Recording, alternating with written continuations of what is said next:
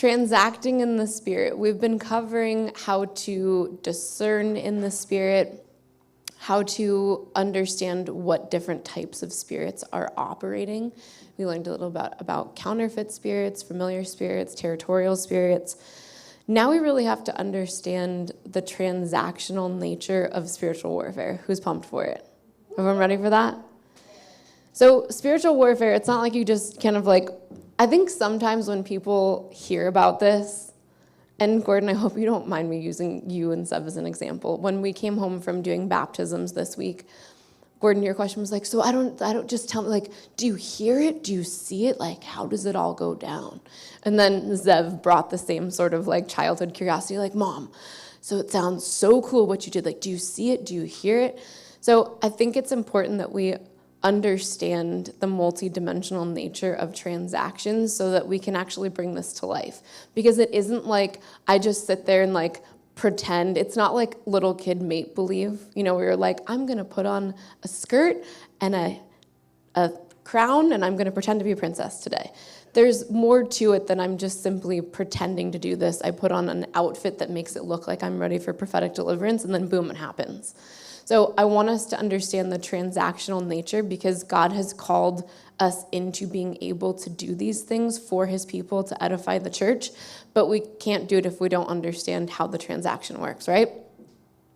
So a transaction is an exchange or an interaction between two people or groups. So when we think of what's happening in a spiritual transaction, there's something in the natural world that's engaging with something in the spiritual world.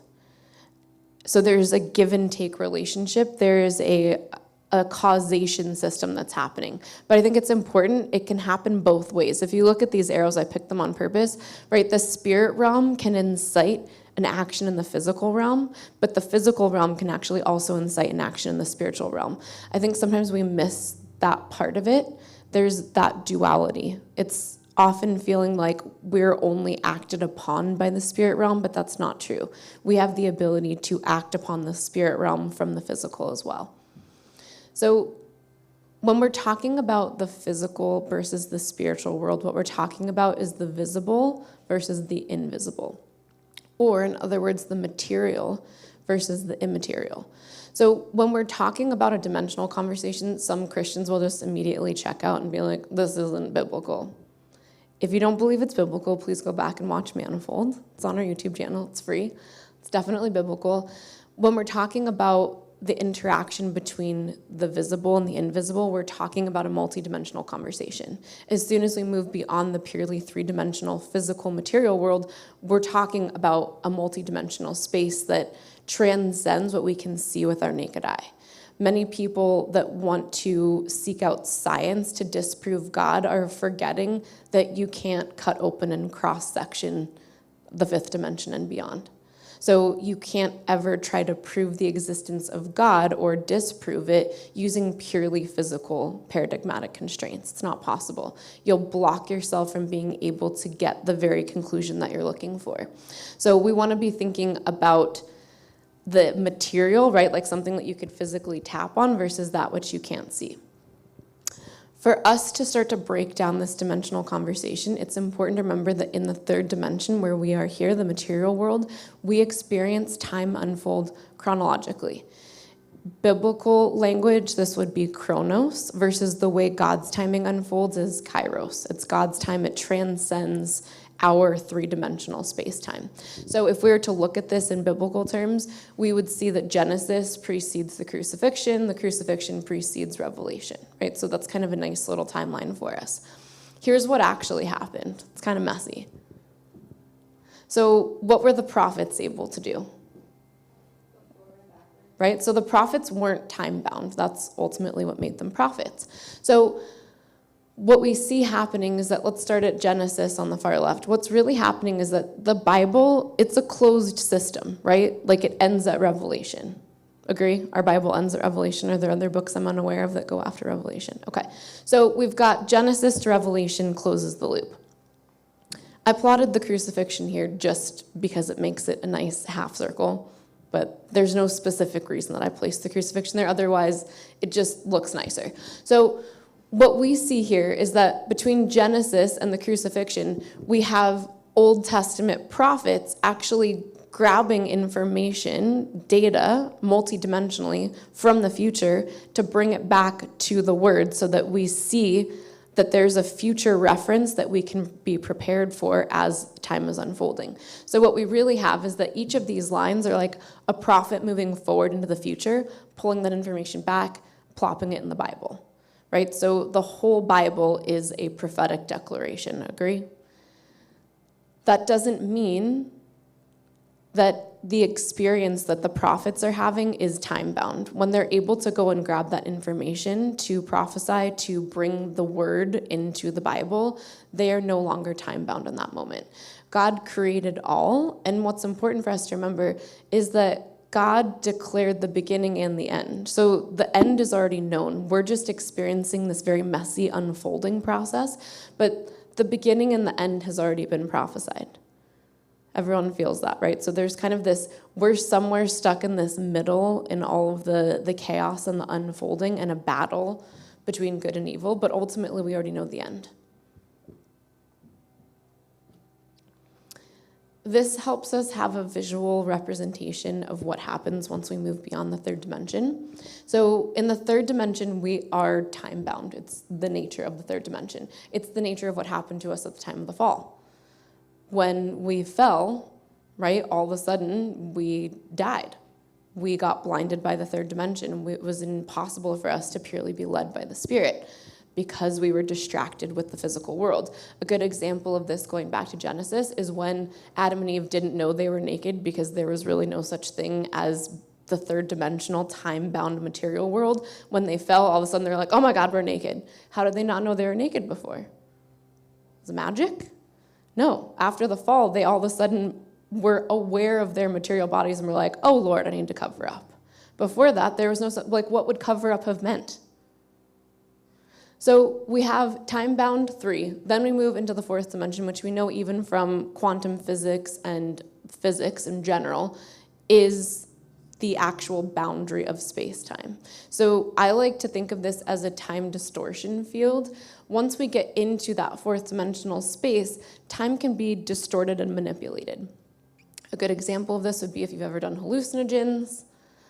Are you very clear on how long it's been exactly since you've been, doing the thing? No, you lose time. Just like sometimes when you're really sick and you have a fever and you go into kind of a fever hallucination, you might think it's been 30 minutes and someone's like, oh no, you were asleep for like 15 hours. We were worried that you died.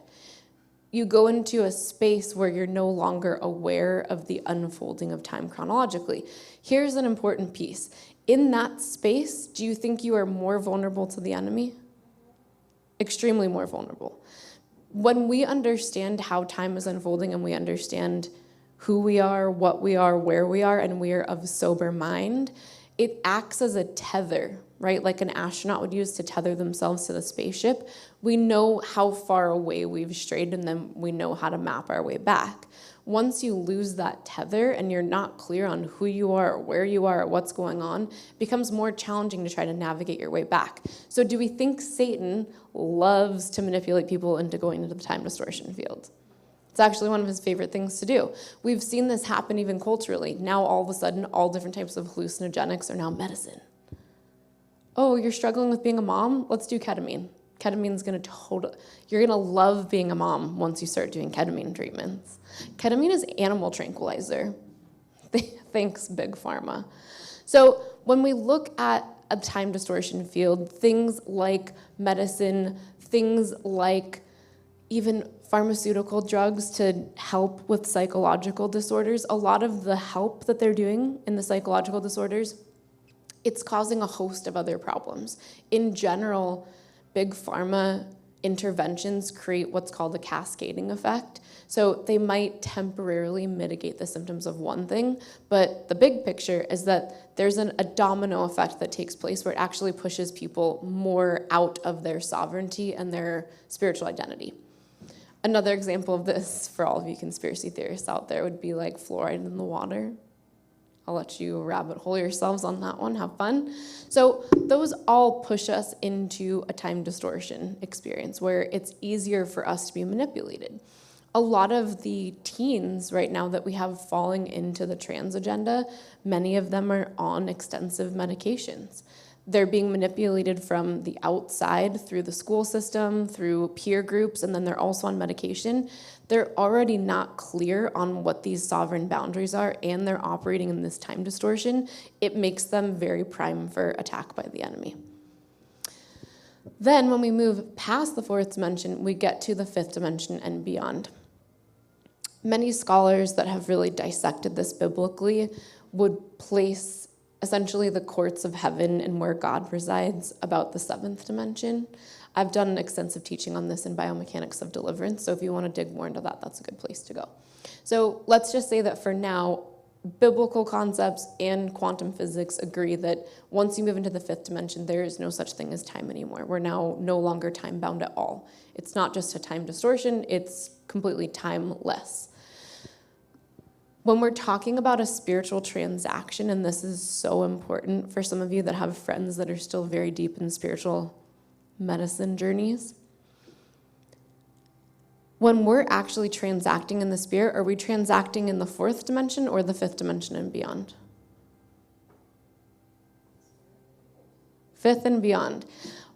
Anytime, and actually this is really key, most of the practices, spiritual practices that Satan wants you participating in, where are you transacting? 4. So you're transacting in 4, and because it seems like it breaks the laws of the natural world, and it seems like it displays some sort of power, people get deceived into believing this is God, right? It doesn't take much for the average person, as soon as they see what they believe to be an immutable law of the natural world, once they see that immutable law break, they're like, wow, it's just the nature of us, right? We want to believe in something beyond who we are. We want to believe in something beyond our limitations. But the reality is, once we get into that fourth dimension time distortion field, we're operating in a place in the spirit realm that we, A, have no business being, and many people are doing that without discernment. And anything that they see that seems to go against the laws of the natural world feels like God. But does that mean that it's God? No. So when we are transacting in the spirit realm, we need to make sure that we are actually going as far out as we should be. When Jesus is transacting in the spirit realm and delivering people, there might be pieces, right? If you kind of go on this visual with me, imagine that Jesus is operating from fifth dimension and beyond. Imagine that he has like a minnow catching net. Everyone follow me? Have Jesus hold a minnow catching net.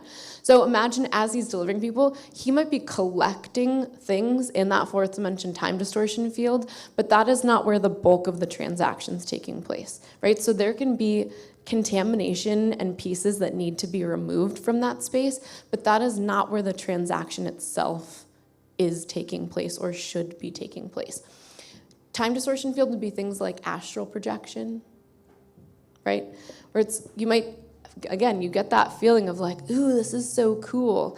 That is not the edge of where we need to be transacting in the spirit as Christians. I love this visual.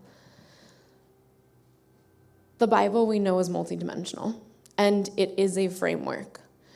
The Bible is a framework that both teaches us who to be, who we actually are, how we should walk out our life, but also, very importantly, it teaches us how to understand laws of the spiritual realm.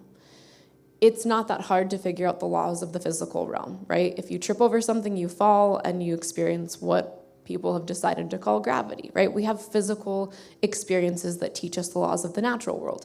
We can experience the limitations. I, despite my gifting, can't move this stool with my mind yet. But when we think about spiritual laws, where other than the Bible, where do we really have an appropriate framework to understand the step-by-step sequence of how the spiritual laws work? We don't really. Satan has given us a variety of different books and channelings that teach us how to navigate in the fourth dimension time distortion field. But that's actually such a manipulated structure. A lot of people that talk about the matrix, that's kind of more that sort of like matrix holographic reality thing where it really is just a distortion field. God has made us to be able to operate far beyond that space, and many of us get tricked into stopping at 4. So we need to remember that God has called us to do this work, but we have to understand spiritual laws so that we know how to transact. We know that God is a God of law and order and process. Tiff, I know that you've said this before, and I'm hoping that you will do a teaching on it. I'm like kind of probably changing your words, and I hope that I'm not, but you said something about like Satan basically is a biblical scholar, and he has to understand how he can try to find the vulnerability, like the seeming vulnerabilities in God's law so that he can manipulate us, which is true. For Satan to be able to do what he does, he has to understand all of God's law and spiritual law so he can try to find the things that we think are gray area. That doesn't mean they are gray area. He just knows that there are certain things that we're not going to be clear on, and it's easier to press those wounds to manipulate us than anything else. This is the same as if we were to go into a courtroom. For you to be a great attorney, you have to understand your opposing counsel's argument. If you don't understand your opposing counsel's argument, how can you dismantle it? You can't. You can't just be up there and be like, I'm only really good at what I'm good at, and I don't know anything that's happening on the other side. You have to know how to specifically and strategically attack all of the weaknesses in opposing counsel's argument. God gave us a book to know opposing counsel's argument. There is a specific sequence. There is actually, taking it this far, there is actually even a specific sequence of how we bring things to petition in the courts of heaven. People just don't do this. They think that somehow spiritual transactions, like you said, are just little kids like putting on make-believe playing dress up, and they're like, so I'm going to do these things, and like it sounds like this will work. There's a real process, and I believe God wants us to roll up our sleeves and get into the process. So we're going to be going through 9 types of transactions. There's a different way to use each transaction, and it's important to know when to use what. So different situations call for certain spiritual transactions, and we need to know what the situation is calling for. And sometimes it's a combination.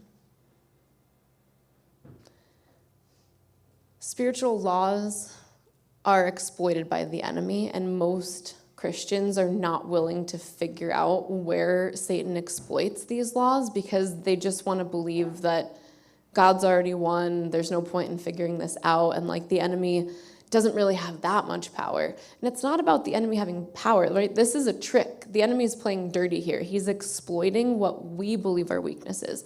That is the key. Because a lot of Christians want to be like, there is no weakness. It's God. God didn't make a mistake.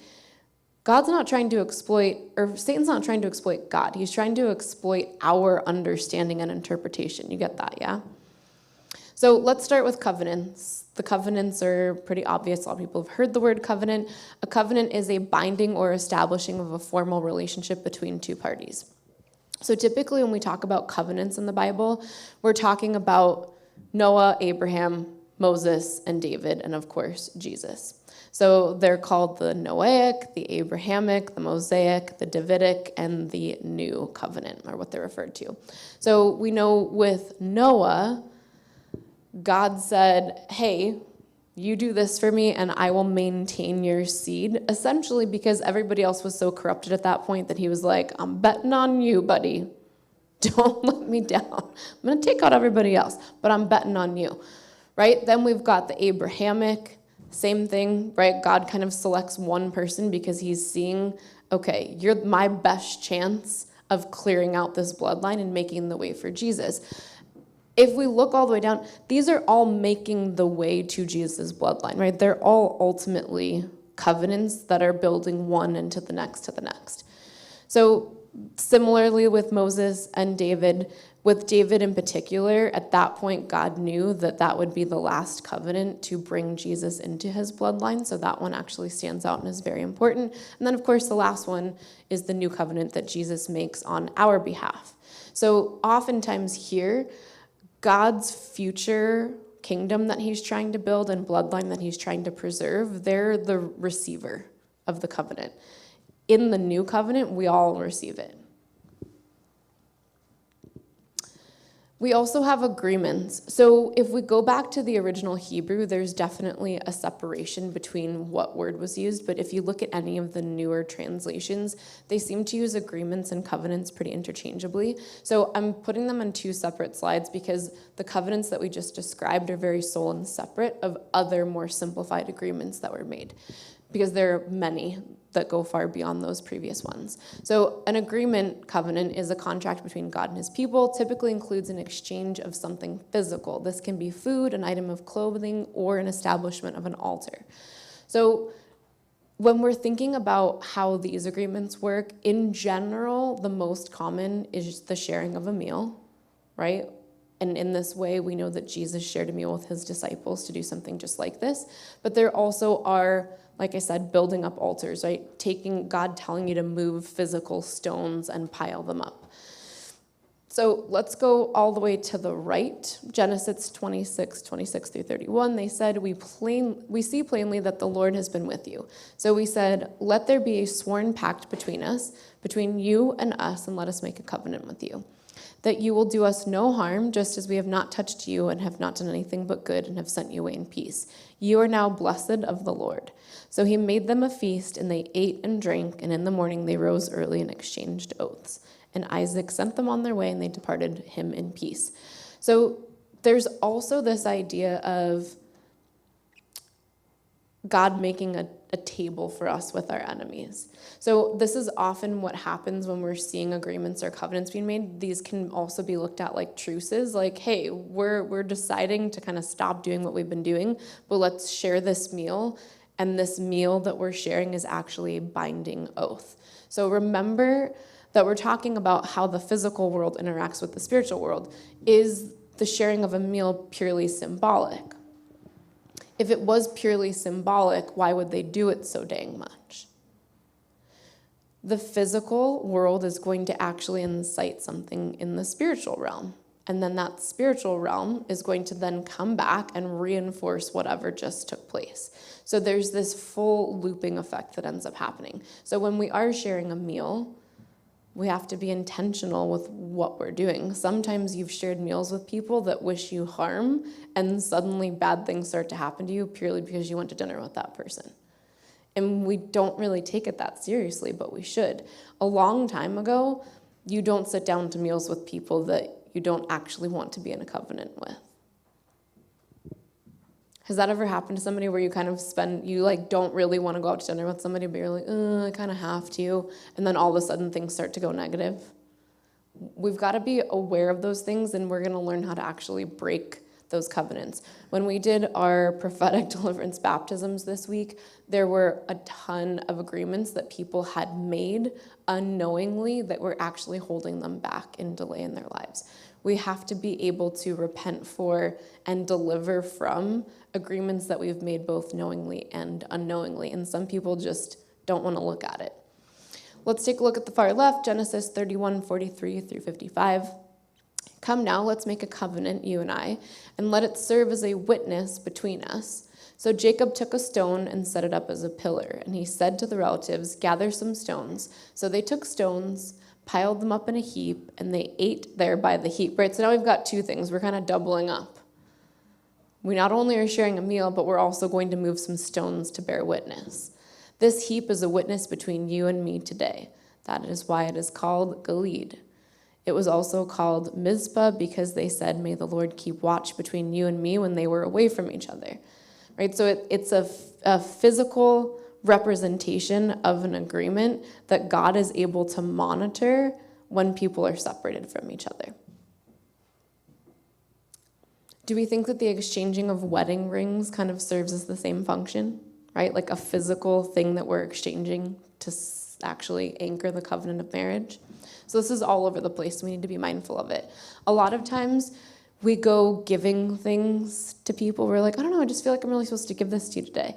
And we're not thinking about the spiritual nature of what we're doing, but there's a spiritual act. And sometimes, and this is going to be the case for 3 of you in this room, you've received items from people that were given as a gift that you need to get rid of right away. Sarai, you're actually one of them.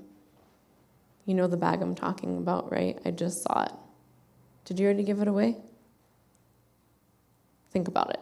So sometimes somebody that actually knowingly wishes to do you harm actually gives you something as a gift, and they might even say that it's kind of like, oh, God asked me to give it to you. You've got to exercise discernment. Just because they said God said doesn't mean God said. So let's take a look at declarations. Declarations are going to be the most common tool that we use in spiritual warfare, and there are a variety of different types of spiritual declaration. So declaration is to state out loud, decree, and make manifest. The most common type of declaration is prophecy, a miraculous declaration and description of something in the future, an inspired utterance from a prophet. We also have rebuking. Not all of you have actually rebuked a spirit, but you will be soon. Demon Slayer. Rebuking, to reprimand or warn. Restoring, to return back to its original state. Blessing, a public declaration of God's favor and love for you. God can bless you, but somebody prophesying can also verbally bless you. Either way, it's God's favor on you. So whether it comes out of somebody who's operating the prophetic's mouth or God actually blesses you with something physical and obvious, they're both blessings. Preaching, to declare God's truth, speaking from his spirit to proclaim Jesus and the gospel. Last one, cursing. A public declaration of being devoted to destruction. Does God curse things? Does Jesus curse things? So it's important for us to remember that cursing isn't just something that somebody does to us through witchcraft. Cursing actually is a spiritual transactional tool of God as well. And often we don't really want to acknowledge that. We're like, oh, I don't like that part of it. I don't care if you like it. It's still a tool. And sometimes God asks us to use this tool. Let's look at Job 22:28. You will decide on a matter, and it will be established for you, and light will shine on your ways. There's a very clear order here.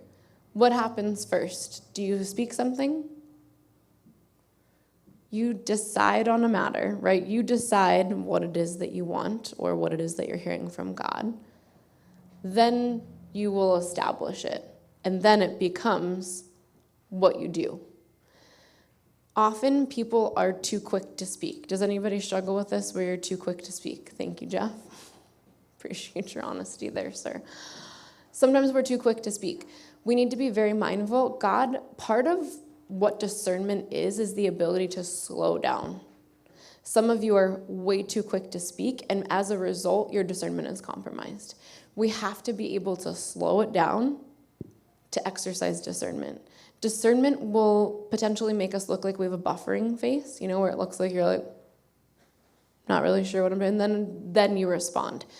We need to be very intentional with what comes out of our mouth, because God is good and is faithful, and often God will, even as a way to show us the error of our ways, will actually establish something that we speak, even if it's not actually what we should have spoken. I had to come face to face with something that happened to me last night that fits this exact description. Let's look at Matthew 12:37. For by your words you will be justified, and by your words you will be condemned. Do we think that what we say is very important? Yes. It is very important for us to be intentional with every word that comes out of our mouth. Think about how the enemy will operate with thought forms of negative self-talk, right? The people that keep telling themselves, like, I'm ugly, I'm fat, I'm unworthy. Is that them, or is that the enemy operating through a thought form to get them to declare that repeatedly over their own lives? People that are operating with negative self-talk need to be delivered, because in that repetitive speaking over their own lives, they're actually making themselves become this, right? The enemy wants them to see themselves in this very distorted, twisted way, because then it becomes very challenging for God to actually interface with them. The more you allow yourselves to sink into these negative self-talk and intrusive thought patterns, and you're speaking literally death and cursing into your own body, it's like you change the frequency with which God can connect with you. God can always connect with you, but are you in a place where you can receive God? right? I think a lot of Christians take this perspective of like, well, if God wanted to, God would, and that is true, but often we put ourselves into a frequency where we are unwilling. It's not that God's unwilling, we are unwilling at some level to be open to receiving. The more we speak this into ourselves and into our life, the harder it is for us to actually start to hear God. So take a second. Are there any ways that you do this? Because a declaration doesn't have to be something that you actually speak audibly. Many of you are declaring things over your life, even over your kids' lives, because you're thinking them in your head repeatedly. Proverbs 18:21, death and life are in the power of the tongue, and those who love it will eat its fruits. This is probably the most common one that people look to understand how we can make things manifest with our words. Isaiah 55:11, so shall my word be that goes out from my mouth. It shall not return to me empty, but it shall accomplish that which I purpose. I have my old glasses on today. They're not the same prescription, so I'm over here like this. I'm not winking at anybody. I'm trying to read it. And shall succeed in the thing for which I sent it. So here, now we're getting into a prophetic declaration. Do you see the difference in the architecture? One is like, yeah, what you say is going to manifest. Then we get into a prophetic declaration, which is what comes out of my mouth will not return empty. It will be. A prophetic declaration is looking into something in the future, proclaiming it now, and then making it manifest. So Proverbs 18:21 is almost a more passive version, like be careful because what you say will unfold. The other is actually understanding that spiritual transaction and claiming the nature of the spiritual transaction. Do you see the difference in the architecture of the language? Okay. 1 Kings 18:41-46. So this is a prophetic declaration, a very prominent one with Elijah. So this is when Elijah, it's been a drought for a long time, and Elijah's like, nope, it's going to rain. And Elijah said unto Ahab, get thee up, eat and drink, for there is the sound of an abundance of rain. So Ahab went up to eat and drink, and Elijah went up to the top of Carmel, and he cast himself down upon the earth and put his face between his knees. That's him praying, right? He's in like a full prayer position. And he said to his servant, go up now, look toward the sea. And he went up and looked and said, there is nothing. And he said, go again 7 times. And it came to pass that at the 7th time that he said, behold, there ariseth a little cloud out of the sea, like a man's hand. And he said, go up, say unto Ahab, prepare thy chariot and get thee down, that the rain stop thee not. And it came to pass in the meanwhile that the heaven was black with clouds and wind, and there was a great rain. And Ahab rode and went to Jezreel. And the hand of the Lord was on Elijah, and he girded up his loins and ran before Ahab to the entrance of Jezreel. So this is a prophetic declaration. Like, there's going to be rain. It's not happening yet. Everyone else that looks is like, you sure, buddy? And he's like, 7 more times, and it's done. So saying there's going to be rain, you're going to have to go up 7 times, and then it is done, that is a prophetic declaration. And we see, and the hand of the Lord was on Elijah. So with prophetic declarations, and really actually our entire Bible is prophetic declaration, because the prophet is going forward to something that God is allowing them to then transcribe into our present moment. Prayer is communication with God. This can be both a request or a conversation. It's important for us to remember that God made our bodies to be receivers and transmitters, right? We can receive messages from God, but can we also send out requests, right? God has a request line. It's like TRL. We just ask God for what we need. Thank you for being the only one that got that. No one remembers TRL, or you guys are just not in the giggling mood this morning? So we're able to both request information to integrate that back into our lives, but we're also able to receive information to integrate that back into our lives. Prayer is this call and response sort of nature, but it can be a very specific or explicit request, and it can also be very conversational. Let's look at Philippians 4:6. Do not be anxious about anything, but in everything by prayer and petition with thanksgiving let your requests be made known to God. Do we think prayer is an important part of daily life?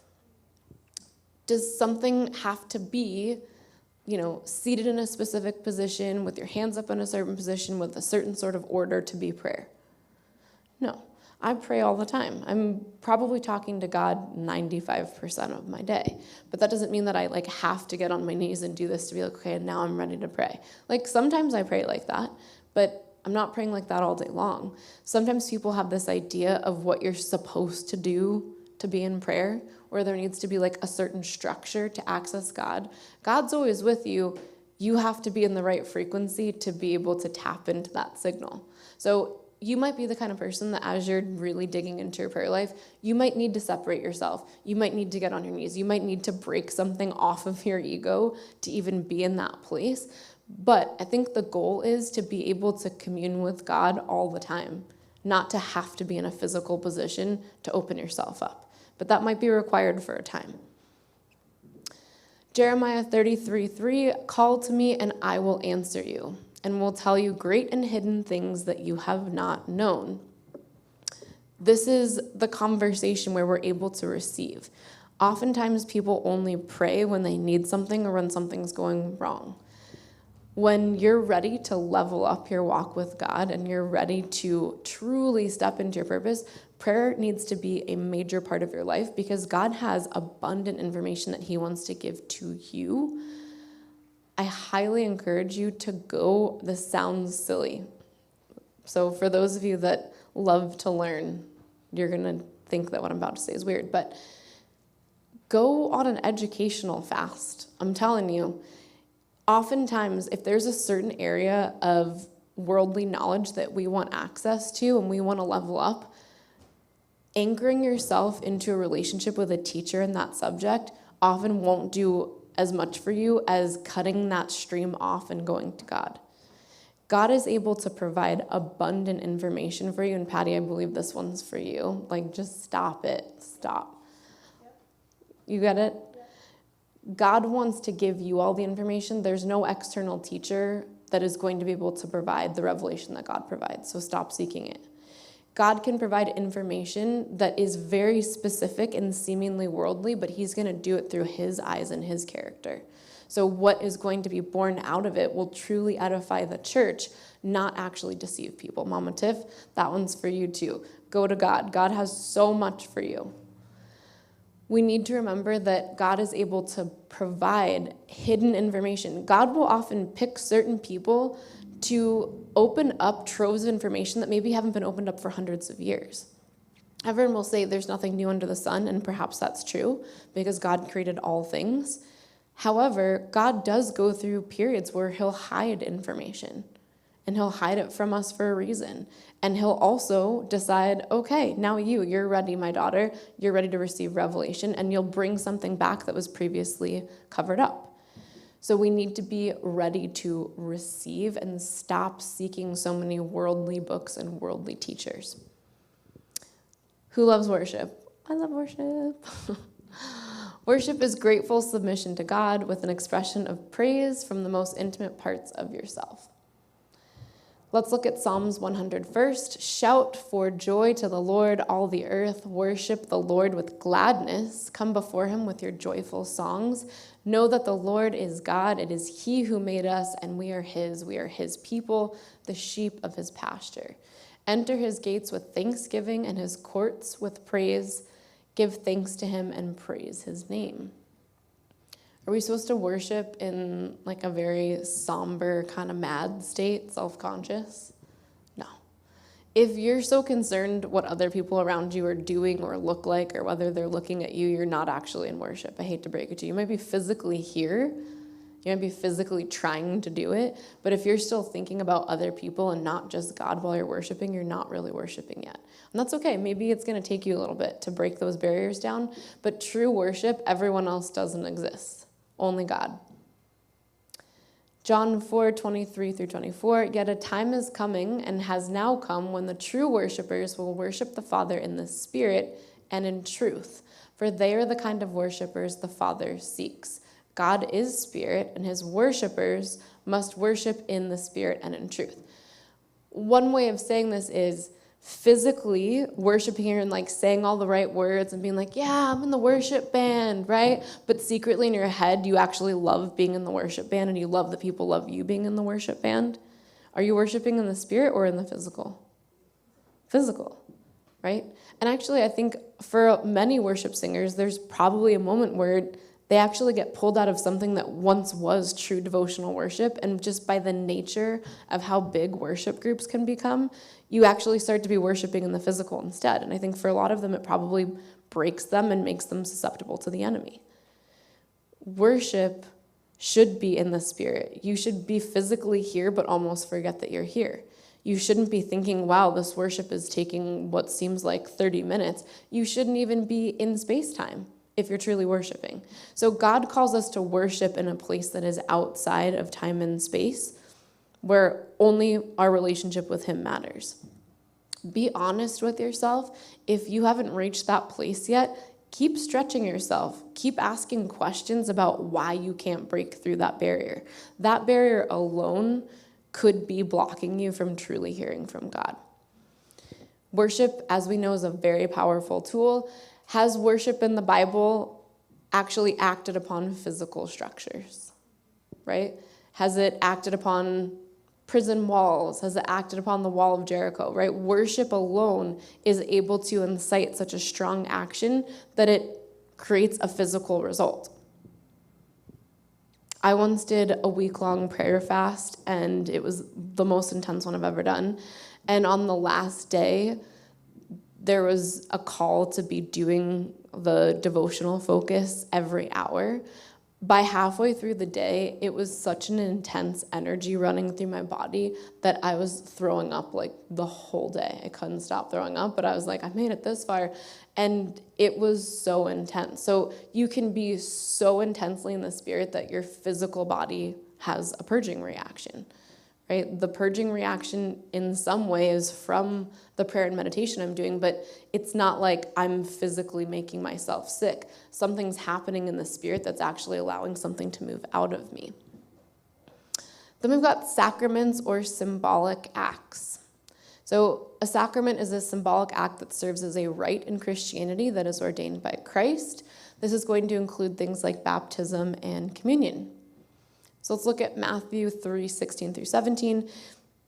And when Jesus was baptized, immediately he went up from the water, and behold, the heavens were opened to him, and he saw the Spirit of God, descending like a dove and coming to rest on him. And behold, a voice from heaven said, "This is my beloved Son, with whom I am well pleased." I felt that one coming. Whew, thank you. So the moment he gets dunked, right?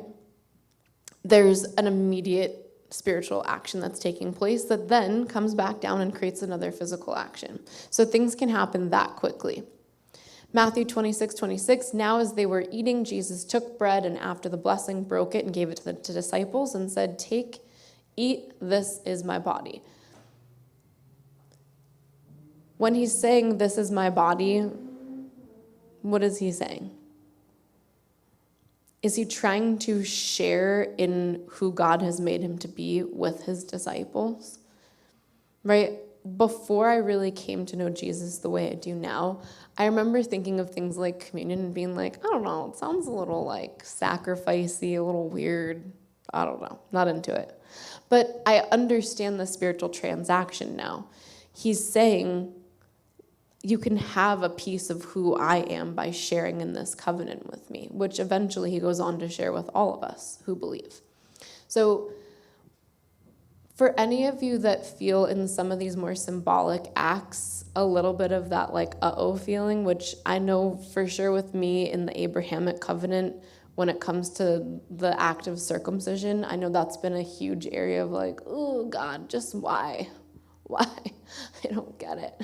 I still don't get it. God, if you are hearing me right now, I still don't get it. Please bring me revelations so that I can teach it to everybody else, because I still don't get it. But there are certain sacraments that can rub people the wrong way, and I would pray for each of you that have that sort of wall built up around it.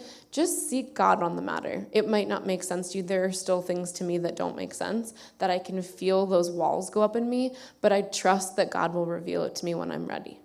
So if you have those walls up, seek God, and when you're ready, surely he will provide what the deeper answer is. We also have revelation, the communication of a divine truth, bringing to light that which had previously been hidden. So you can actually get to revelation through prayer.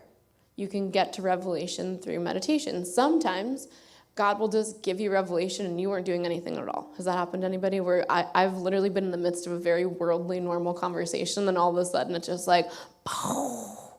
And then all of a sudden my eyes get really big and they're like, you good? And I'm like, I might need to go grab my phone and write down a couple notes real quick. So sometimes you seek it, sometimes you don't seek it. Either way, it's God actually communicating a divine truth that has been hidden. So let's look at 1 Corinthians 2:13. And we impart this in words not taught by human wisdom, but taught by the Spirit, interpreting spiritual truths to those who are spiritual. Can people who are not operating in this frequency receive revelation? So this is the important part, and this is why I believe the Bible is so strict about you shall know them by their fruits. People can demonstrate gifting who aren't bearing any fruit. This is God's way of showing us, listen, they might sound like they know what they're saying, they might be saying even all the right things technically, but if their lives don't have abundant fruit, something is a disconnect. You have to use discernment and be observant rather than allow yourself to go in. There are people that can talk like they have revelation. You have to look at their lives, their marriages, their children. That's where we see fruit. Fruit isn't only in their generation. Fruit should be actually observed all over the place. And when I said that in a previous sermon, it created a lot of drama on Instagram because sometimes people don't take responsibility for the bad fruit that they're experiencing with their kids. And I'm sorry to be the bearer of bad news, but your kids having bad fruit still goes back to you. That doesn't mean that you caused it or you caused it on purpose, but God is calling us to make sure that our generations are all right with God. So keep that in mind when you're looking to people that are speaking like they have revelation. There are a variety of different ways to observe their fruit. How they live their lives, their marriages, and their kids are all good places to start. So let's look at the new covenant and how we experience physical evidence when this transaction takes place. Because there should be evidence when a spiritual transaction has taken place. There's not always an immediate cause and effect, but we should be able to see it physically manifest or there be some sort of physical sign after the spiritual transaction is done, which is key. So many people in false light or other spiritual teachings, they look for signs. What do we know to be true biblically? Signs follow you. So signs follow your spiritual transaction. It shouldn't be the other way around. People are like, oh, look, my numbers. I'm going to go there. Look, my numbers. Nope. Sorry to say it. That's the devil. It's not God. A spiritual transaction creates a sign and not the other way around. And Jesus cried out again with a loud voice and yielded up his spirit. And behold, the curtain of the temple was torn in two, from top to bottom, and the earth shook, and the rocks were split. The tombs also were opened, and many bodies of the saints who had fallen asleep were raised. And coming out of the tombs after his resurrection, they went into the holy city and appeared to many. So after this transaction, which for what it's worth, when Jesus cries out and yielded up his spirit, that is the spiritual transaction, okay? So his cry and the yielding of the spirit is the spiritual transaction. And then we see the physical evidence. The curtain tears, the earth shook, and the rocks were split. It's important when we're looking at architecture. Again, those things don't happen and then he cries. We have to always look for the declaration or the intentional spiritual transaction and then the physical sign of it taking place. your homework is a little bit more extensive than we'd had in the past. Typically with homework, I'm like, yeah, just pray about these things. It's going to be fun. You guys actually have some reading to do. And it's a significant amount of reading. So I need you to read 1st and 2nd Samuel, Kings, and Chronicles. And there's a specific reason that I need you to read this whole cluster. This entire cluster of books of the Bible details God's intervention strategies. So now you know the types of transactions that can be. Now you need to understand what sort of situation God actually intervenes with what strategy. And sometimes it's a blend. But we need to understand the situations in which God intervenes and what the instruction is. When we understand the biblical architecture of his intervention strategy, then and only then are we truly ready to be actually out there helping deliver his people. So our next session is called Divine Intervention. But I'm telling you, you're going to miss a whole bunch of keys if you don't read these books. You've got 2 weeks. You can do it. Just do little bits at a time. If you just do a little bit every night, you should get there. So before we get to divine intervention, where we're actually talking about the sequence and the strategy for specific types of manifestations, we need to, again, get clear on what our personal relationship is with each transactional type. Some of you are really good at worshiping, but you're not really very devoted in prayer. Some of you, it's the opposite. You're very devoted in prayer, but in worship, you have this major breakdown. I want you to go through these slides. Mama Tiff, you always put these up on the chainbreakercollective.com. So make sure you go through these slides. I want you to actually sit with each of these spiritual transactional types. Have you done it before? Does it bring up discomfort? Do you get triggered by it? Is this a stronghold that the enemy has over you? Because what I have seen, specific pieces of these spiritual transactions, the enemy will actually make this seem like the thing that triggers you most or the thing you least want to do. Almost always, that is actually where your gifting is. So where we see gifting and anointing, it's usually the area that you are least wanting to press into. So Gordon knows this about me. The whole concept of praying in tongues in front of people bothers me. But I've had it prophesied to me over my life twice by 2 different people that praying in tongues is actually my number 1 gift. So of course, that's the place where I'd be like, ew, I don't want to do that. Right? Because that's the enemy trying to make me turn against actually my most powerful weapon. So I want you to go through each of these spiritual transactional types and figure out, where do you have discomfort? Because I encourage you, press into that discomfort. This week, me and my team did prophetic deliverance baptisms in Lake Ponderay, and it was a truly amazing experience. There's much more of this to come. I want to be able to equip all of you when God is ready for you to get there into being able to do this. There's so many people that need this type of deliverance, and so much of what we experience in day-to-day life in the church is very vanilla. It's very symbolic without the Spirit. We talked a bit on our teaching last Friday for the retreat with baptisms on the idea of kind of like McDonald's baptism, where you just have like hundreds or thousands of people lined up, and it's like, do you take Jesus? Right, boom, dunk, okay, go on, dunk, come on. Take a picture, dunk, come on. Maybe there's a lot happening in the Spirit in some churches, but also maybe there's not. Because what I've found to be true is for each person, it required almost 20 to 30 minutes of deliverance for them to even be able to hold a baptism. So I believe this is the work God is calling us into. It's not as simple and symbolic as many people want to believe it is. Just like when people are like, oh, so what are you, you're like hearing things? No, I'm not putting on my fairy godmother costume and going bibbity bobbity boop and hoping something happens. There's an actual order and process to it, and I believe God is ready for us to roll up our sleeves and have him actually reveal these deep truths, because there are a lot of people that need a lot of help, and this is the worst part, there's so many people that are out there doing this type of work, giving it a bad name, and tying it to very harmful financial practices. God is ready to restore that whole thing. People need deliverance, but they don't need deliverance paired with some sort of like burglary of their lives financially. That is not how God's operating at all. When you're doing this type of work, if God tells them to sow into you, great. You should pray about whether you should accept it or not, and that's a whole other teaching.